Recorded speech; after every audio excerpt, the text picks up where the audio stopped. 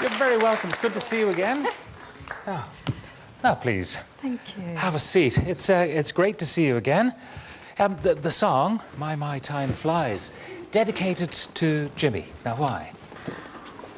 Jimmy was a very close friend of Nicky, who I work with, and we were working on this track, which had a very sort of Beatles feel to it, and Jimmy Faulkner was a very big Beatles fan, so we decided to dedicate the song to him, and also his friend there, Pat Farrell, played the solo, and the first time for me actually to have a guitar solo in a song, so it was it all sort of fell into place. Yeah. You occasionally do things that are not typical of what you generally do. For example, I dwelt in Marble Halls. Yes. Another sort of adventure out of your genre. 70 million albums. Yes. I mean, it's a massive achievement. Yes, it is. Yes. The question of the difference between success and fame, because you enjoy both, but you're happy with one, but not so happy with the other. I always say that success and fame are two different things completely, and with the music, it's now 20 years since, you know, the success of Watermark, and I felt that the music itself was what sold, you know, and it was a case of the success, you know, was focused on the music for me. So in that regard, I've always been comfortable with that the focus hasn't always just been on my life, that it's always on the music. 20 years is a long time to be at the top. I mean, your music keeps on selling all around the world. Looking back at those 20 years, are there particular highlights, first of all, and then maybe the odd lowlight? There's quite a few highlights, you know, with the success, again, with Orinoco. Introducing the music worldwide was just so wonderful a moment for me. And I'd have to say, performing in the Oscars was quite a big highlight for me as well. The downside for me would be, as far as, I suppose, these ongoing stories with stalkers that I get, that is something that I've had to live with. And I mean, is it an ongoing thing? When one stalker is dealt with, is it automatically that he is replaced pretty immediately by another? Yes, unfortunately, yes. So it's a case of you take precautions, but I cannot live my life sort of locked behind closed doors. I have to sort of travel, I have to work, I perform. So it's something that you deal with, but you try to sort of put to one side as well. Yeah. In dealing with stalkers, I mean, what do you do when they're identified to you? Do you ask yourself, what is it about me? Why me? Or is it that every sort of famous female has her share of these kind of people? It's a fixation that a person sort of has on another person, and I find it's a very sad place for them to be, and they need help. But unfortunately for me as well, it can lead to death threats, and it can lead to sort of where you fear for your life as such. So you have to kind of be careful, you know, what you do. So. But is it a kind of, in your view, a delusional thing that because of your music, which is quite ethereal a lot of the time, quite otherworldly, do you think that they believe that you can, I mean, you're a musician and a composer, that's what you are.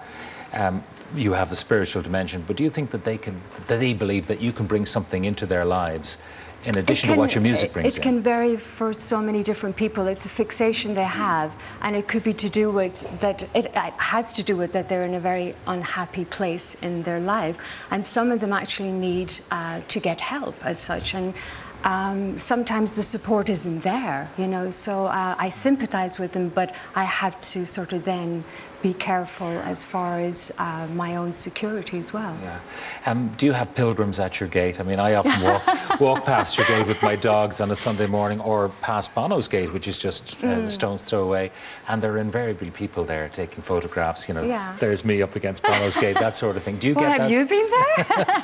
I quickly pass. I wave at the security camera. I wave at the security camera. Morning, Bono. But do you get that kind of thing? Yes. You get That's people. okay. That is fine. When people come along to take a photograph outside the grounds, and you know, they take, you know, they capture a moment for themselves. They've been there to Ireland and they visit, I'd say, a few places, and that's absolutely fine. That's absolutely fine. Yeah. You are characterised in the press as reclusive, but you say far from it, that you're actually out and about an awful lot. It's like for the last 6 months, I've just been traveling around the world since like September. You know, when I'm at home, I would be in the studio at times. I travel quite a bit as well with my work, or, you know, with leisure. When there's a new album out, you'd be travelling for what, half a year? Well, maybe? I've just come back from Salzburg and from London, and prior to that in New York and Japan, and so I've been on a non-stop sort of travel. There's a particular image associated with you, and can you, with a few deft brushes of the hair and a pair of shades and a pair of jeans, sort of become someone who's not Enya and walk down a street in New York or in Tokyo? You can, so long as, you know, if you go along with a huge entourage and come out of a car wearing sunglasses, yes, you're going to be recognized. But there are times where, if you're quite discreet, you can actually get around, you know, certain cities without being noticed, yeah. I mentioned highlights. You said the Oscars, certainly, and bringing Orinoco Flow to a world audience. But you also met one of your idols, Sir Paul McCartney. You mentioned the Beatles earlier as well. Yes. What was that like? I mean, you obviously knew who he was. Did he know who you were? He did. Tell us about the encounter. Well, it was for the Oscars, they had us all performing one after another. Sometimes, you know, they have it that there is each song, it's actually quite isolated from each other, but we were all performing at the same time on stage. So Sting had sung his song first, and then I had sung, and it was then Paul McCartney, Sir Paul McCartney, and then it was Randy Newman, who I'm a big fan of, and Faith Hill. So it was so wonderful to meet, because was a big fan of Sting as well with the Police. So to meet with them all, and they knew my music, and we admire each other's works. Yeah. One of the things I wanted to ask you about was the inspiration for your songs. As I say, your songs have a spiritual dimension and an ethereal quality, but you also have to seek out that inspiration somewhere. What do you do to kind of get in touch with your muse? Do you go to Donegal? It's everything. It's from my travels now for the last 6 months. It's from meeting people. It's different cultures. It can be landscapes. There's so many inspirations that are there, but I'm not so aware of them till I go into the studio, because there's only one place that I will work, and that's in the studio, not in my home in the castle. And I just love to sit, and it's a very solitude moment writing music, but I just love to sort of sit there and sort of see what will evolve. What Are you is disciplined? Do you say, I will work from 10 until 3 or whatever it is? I am, yeah. I just sort of feel it's important. I still am a very slow writer, composer, so I feel I have to sort of set times where I will work for, say, a month. And maybe within that month, I mightn't have written anything, but I feel it's a day closer to finding that melody.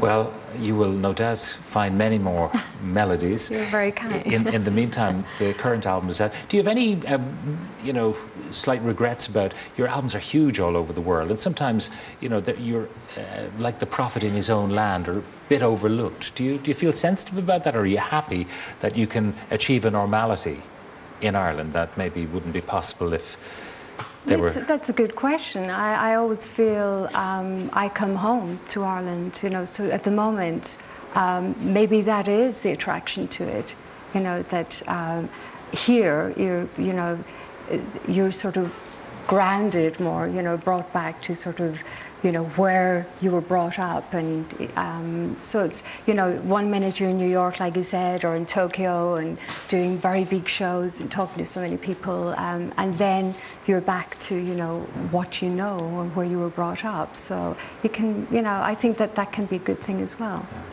Well, it's a pleasure having you on the show. It's Thank an you. occasional thing you and I do, but Yes, it's it always is. lovely to have you. Thank you, Enya, very much for joining us on the show Thank you tonight. so much.